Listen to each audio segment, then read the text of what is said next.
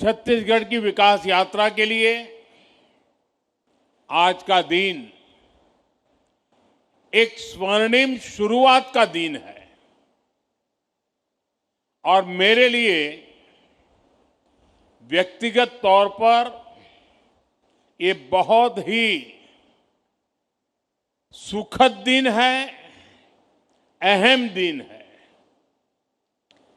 मेरा बीते कई दशकों से इस भूमि से बहुत आत्मीय नाता रहा है। एक कार्यकर्ता के रूप में मैंने छत्तीसगढ़ में बहुत समय बिताया। यहां से मुझे बहुत कुछ सीखने को मिला। मेरे जीवन को गढ़ने में यहां के लोगों का, यहां की भूमि का बहुत बड़ा आशीर्वाद रहा है। छत्तीसगढ़ की परिकल्पना, इसके निर्माण का संकल्प और फिर उस संकल्प की सिद्धि, हर एक क्षण पर मैं छत्तीसगढ़ के परिवर्तन का साक्षी रहा हूं।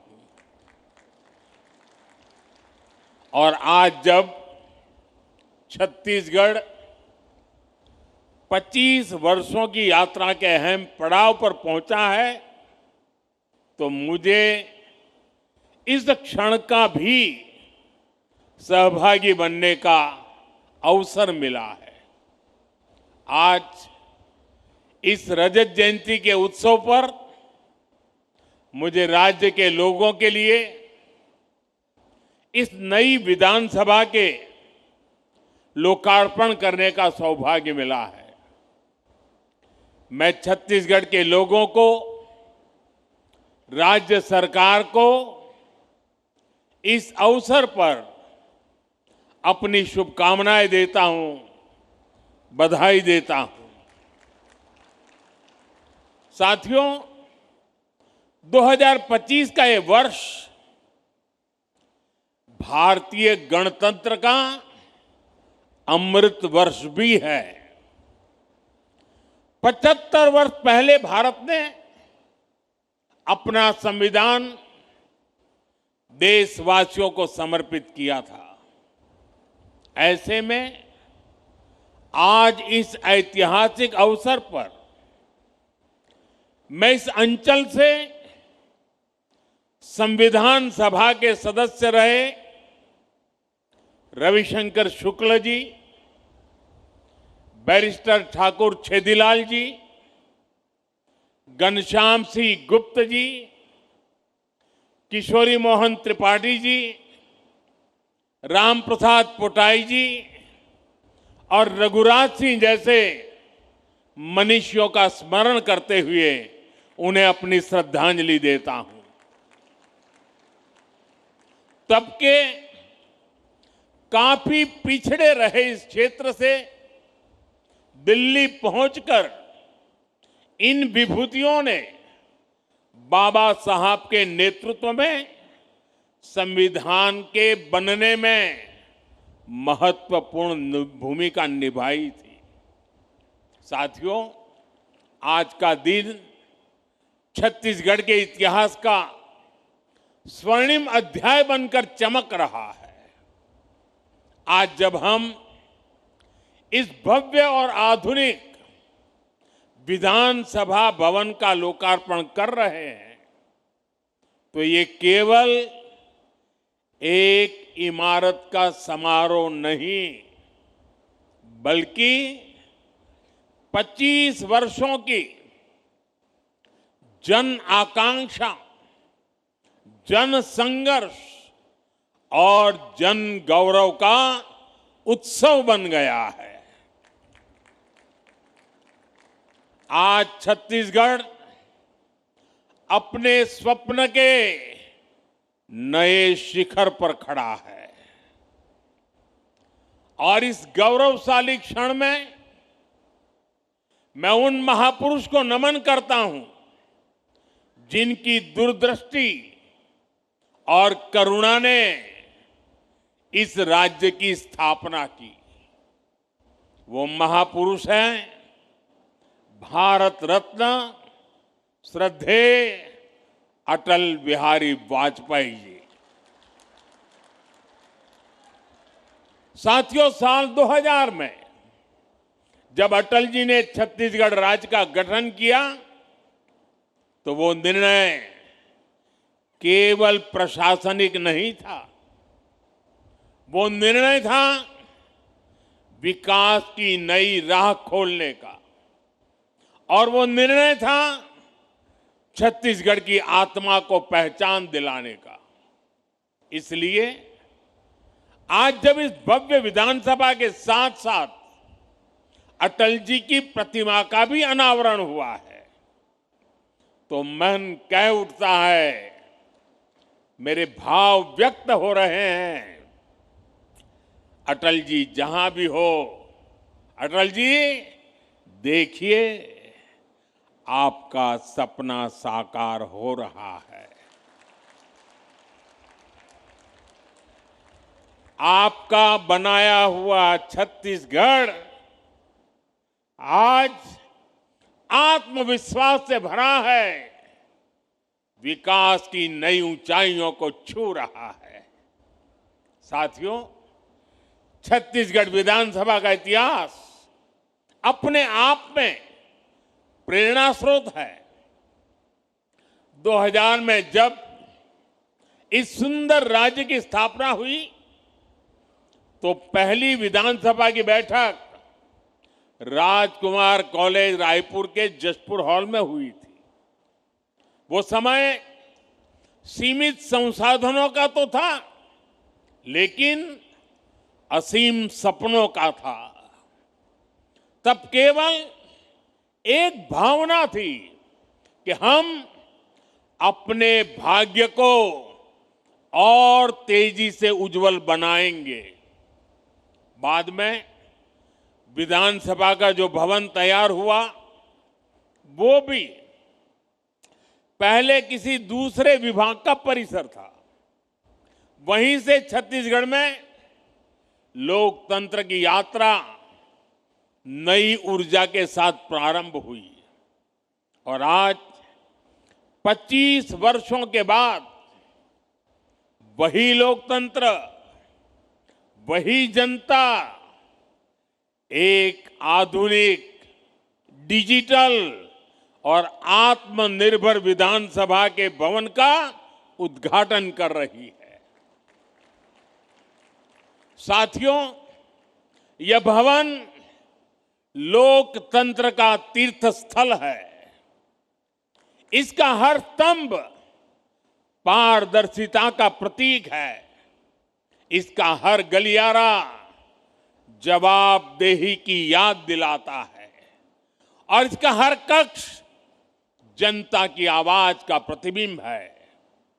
यहां लिए गए निर्णय दशकों तक छत्तीसगढ़ के भाग्य को दिशा देंगे और यहां कहा हर एक शब्द छत्तीसगढ़ के अतीत, इसके वर्तमान का और इसके भविष्य का महत्वपूर्ण हिस्सा होगा।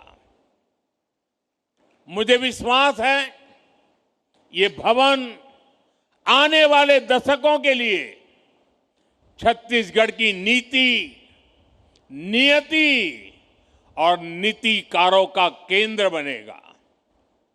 साथियों, आज पूरा देश विरासत और विकास को साथ लेकर चल रहा है और ये भावना सरकार की हर नीति, हर निर्णय में भी दिखती है। आज देश की संसद को हमारा पवित्र सेंगोल प्रेरणा देता है। नई संसद की नई गैलरियां पूरी दुनिया को भारत के लोकतंत्र की प्राचीनता से जोड़ती है। संसद परिसर में लगी प्रतिमाएं पूरे विश्व को ये बताती हैं कि भारत में लोकतंत्र की जड़ कितनी गहरी है। साथियों, मुझे प्रसन्नता है कि भारत की यही सोच, यही भावना छत्तीसगढ़ के इस नए विधानसभा में भी झलकती है। साथियों, छत्तीसगढ़ का नया विधानसभा परिसर राज्य की समृद्ध संस्कृति का प्रतिबिंब है। इस विधानसभा के कण कण में छत्तीसगढ़ की भूमि पर जन्मे हमारे महापुरुषों की प्रेरणा है। वंचितों को वरीयता, सबका साथ, सबका विकास, ये भाजपा सरकार के सुशासन की पहचान है। यही देश के संविधान की स्पिरिट है। यही हमारे महापुरुषों, हमारे ऋषियों, मनीषियों के दिए संस्कार है। साथियों, मैं जब इस भवन को देख रहा था तो मुझे बस्तर आर्ट की सुंदर झलक दिखाई दी। मुझे याद है, कुछ महीने पहले थाईलैंड के प्रधानमंत्री जी को मैंने यही बस्तर आर्ट भेंट की थी। बस्तर की ये कला हमारी सृजनशीलता और सांस्कृतिक शक्ति का प्रतीक है। साथियों, इस भवन की दीवारों में बाबा गुरु घासीदास जी का मन खे एक समान का संदेश है, जो हमें सबका साथ, सबका विकास, सबका सम्मान सिखाता है। यहां के हर द्वार में माता शबरी की सिखाई आत्मीयता है, जो हमें हर अतिथि, हर नागरिक का स्नेह स्वागत करने की बात बताती है। इस सदन की हर कुर्सी में संत कबीर का सिखाया सच्चाई और निडरता का भाव है, और यहां की नींव में महाप्रभु वल्लभाचार्य जी का बताया नर सेवा नारायण सेवा का संकल्प है। साथियों, भारत लोकतंत्र की जननी है, मदर ऑफ डेमोक्रेसी है। हमारा आदिवासी समाज तो पीढ़ियों से लोकतांत्रिक परंपराओं को जीता आया है। मुरिया दरबार, बस्तर की आदिम संसद, इसका जीवंत उदाहरण है। वो आदिम संसद थी। सालों से हमारे यहां समाज और शासन मिलकर समस्याओं का समाधान करते रहे हैं, और मुझे प्रसन्नता है कि इस विधानसभा में भी मुरिया दरबार की परंपरा को स्थान मिला है। साथियों, एक और, इस सदन के हर कोने में हमारे महापुरुषों के आदर्श हैं, तो वहीं इसकी अध्यक्ष पीठ पर रमन सिंह जी जैसा अनुभव नेतृत्व भी है। रमन जी इस बात का बहुत बड़ा उदाहरण है कि एक कार्यकर्ता अपने परिश्रम से, अपने समर्पण भाव से लोकतांत्रिक व्यवस्था को कितना सशक्त बना सकता है। साथियों, क्रिकेट में तो देखते हैं कि जो कभी कैप्टन रहता है वो कभी टीम में खिलाड़ी बनकर के भी खेलता है, लेकिन राजनीति में ऐसा देखने को नहीं मिलता है। ये उदाहरण रमन सिंह जी दे सकते हैं कि जो कभी कैप्टन हुआ करते थे, वो आज सच्चे स्पिरिट से कार्यकर्ता के छत्तीसगढ़ की सेवा के लिए समर्पित, हर कार्यकर्ता के लिए प्रेरणा के रूप में कार्य कर रहे हैं। साथियों, राष्ट्र कवि निराला जी ने अपनी कविता में मां सरस्वती से प्रार्थना की थी, प्रिय स्वतंत्र रहो, अमृत मंत्र नव भारत में भर दे। यह केवल काव्य नहीं था, यह आजाद भारत के नवसृजन का मंत्र था।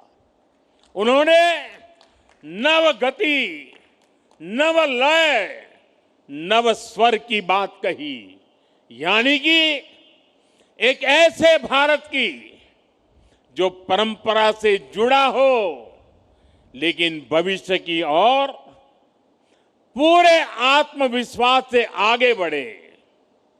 आज जब हम छत्तीसगढ़ के नए विधानसभा में खड़े हैं तो यह भावना यहां भी उतनी ही सार्थक है।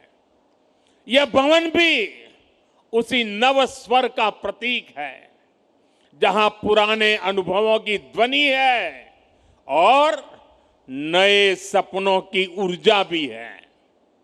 और इस ऊर्जा के साथ हम एक ऐसे भारत का निर्माण करना है, एक ऐसे छत्तीसगढ़ की नींव बनानी है जो विरासत से जुड़कर विकास के पथ पर आगे बढ़ सके।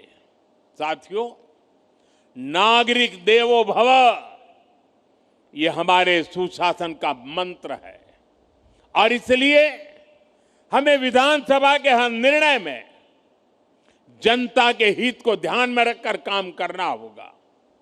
यहां कानून ऐसे बने जो रिफॉर्म को गति दे, जिससे लोगों का जीवन आसान हो, जो लोगों के जीवन से सरकार के अनावश्यक दखल को बाहर करे, सरकार का न अभाव हो और न ही अनावश्यक प्रभाव हो। यही तेज प्रगति का एकमात्र मंत्र है। साथियों, ये हमारा छत्तीसगढ़ तो भगवान श्री राम का ननिहाल है। भगवान श्री राम इस धरती के भांजे हैं। आज इस नए परिसर में श्री राम के आदर्शों को याद करने का इससे बेहतर दिन और क्या होगा। भगवान राम के आदर्श हमें सुशासन की सीख देते हैं। साथियों, अयोध्या में राम मंदिर की प्राण प्रतिष्ठा के समय हम सभी ने देव से देश और राम से राष्ट्र का संकल्प लिया था। हमें याद रखना है, राम से राष्ट्र का अर्थ है राम राज बैठे त्रिलोका, हर्षित भये गए सब शोका। इसका अर्थ है सुशासन और जन कल्याण का राज। इसका अर्थ है सबका साथ, सबका विकास की भावना से शासन। राम से राष्ट्र का अर्थ है नहीं दरिद्र को दुखी न दीना, जहां कोई न गरीब हो ना कोई दुखी हो, जहां भारत गरीबी से मुक्त होकर आगे बढ़े। राम से राष्ट्र का अर्थ है अल्प मृत्यु नहीं कवनियु पीरा, यानी बीमारियों से असमय मृत्यु ना हो, यानी स्वस्थ और सुखी भारत का निर्माण हो। राम से राष्ट्र का मतलब है मानव एक भक्ति करनाता, अर्थात हमारा समाज ऊंच नीच के भाव से मुक्त हो और हर समाज में सामाजिक न्याय की स्थापना हो। साथियों, राम से राष्ट्र का एक अर्थ ये भी है कि निशिचरहीन करऊं बही भुज उठाई पनकिन, यानी मानवता विरोधी ताकतों का आतंक के विनाश की प्रतिज्ञा।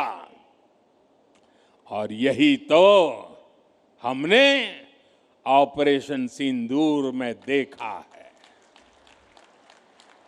भारत आतंक के विनाश की प्रतिज्ञा करके आतंकियों की कमर तोड़ रहा है। भारत आज नक्सलवाद, माओवादी आतंक को भी समाप्त करने की तरफ बढ़ रहा है। भारत आज अभूतपूर्व विजय के गर्व से भरा हुआ है। और गर्व की यही भावना आज छत्तीसगढ़ विधानसभा के इस नए परिसर में हमें चारों तरफ दिख रही है। साथियों, पिछले 25 वर्षों में छत्तीसगढ़ ने जो परिवर्तन देखा है वो अद्भुत और प्रेरणादायी है। कभी यह राज्य नक्सलवाद और पिछड़ेपन से पहचाना जाता था, आज वही राज्य समृद्धि, सुरक्षा और स्थायित्व का प्रतीक बन रहा है। आज बस्तर ओलंपिक की चर्चा देश के कोने कोने में है। नक्सल प्रभावित क्षेत्रों में आज विकास की लहर और सुकून की मुस्कान लौट आई है। और इस परिवर्तन के पीछे है छत्तीसगढ़ की जनता का परिश्रम और भाजपा सरकारों का दूरदर्शी नेतृत्व। साथियों, छत्तीसगढ़ के रजत जयंती समारोह का उत्सव अब एक बड़े लक्ष्य का आरंभ बिंदु बनने जा रहा है। 2047 तक, 2047 तक, जब भारत अपनी आजादी के 100 साल मनाएगा, हमें विकसित भारत निर्माण के जो लक्ष्य तय किए हैं उसमें छत्तीसगढ़ की भूमिका बहुत बड़ी होने वाली है। और इसलिए मैं उपस्थित सभी साथियों से भी कहूंगा, सभी जनप्रतिनिधियों से कहूंगा कि आप एक ऐसी व्यवस्था का निर्माण करिए, एक ऐसी विधानसभा का उदाहरण बनाइए जो विकसित भारत के हर राज्य को कुछ नया करने के लिए प्रेरित करे। यहां होने वाले संवादों में, यहां पूछे जाने वाले प्रश्नों में, सदन में होने वाली कार्यवाही में, सब में एक श्रेष्ठता लाने का प्रयास हो। और हम जो भी करें, जिस भी रूप में करें, सबका लक्ष्य विकसित छत्तीसगढ़, विकसित भारत का निर्माण हो। साथियों, छत्तीसगढ़ की इस नई विधानसभा की श्रेष्ठता इसके भवन की भव्यता से ज्यादा यहां के लिए जाने वाले जन कल्याण के निर्णयों से निर्धारित होगी।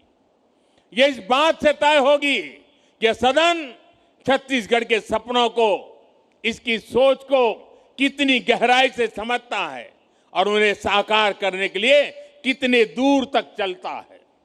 हमारा हर निर्णय ऐसा होना चाहिए जो किसान की मेहनत को सम्मान दे, युवा के सपनों को दिशा दे, नारी शक्ति के जीवन में नई आशा की किरण लेकर आए और समाज में अंत्योदय का माध्यम बने।